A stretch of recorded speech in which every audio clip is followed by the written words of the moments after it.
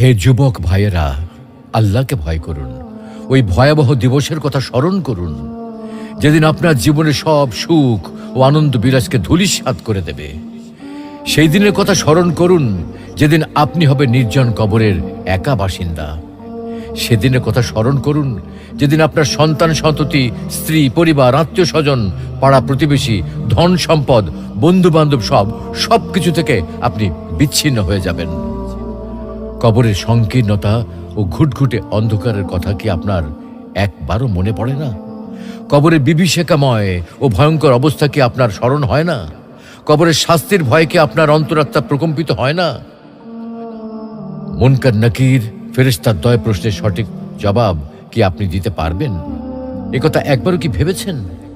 অনুরূপভাবে কবরের অপুরন্ত সুখ ও অনাবিল শান্তির কথা কখনো কি আপনার হৃদয় পটে জাগ্রত হয় না?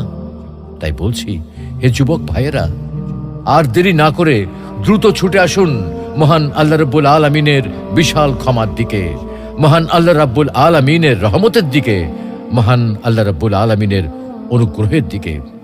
মহান আল্লাহ রাব্বুল আলামিন আপনাদেরকে বলছেন, তবু কি তারা আল্লাহর কাছে তওবা করবে না এবং তার কাছে মাপ চাইবে না? আল্লাহ অত্যন্ত ক্ষমাশীল,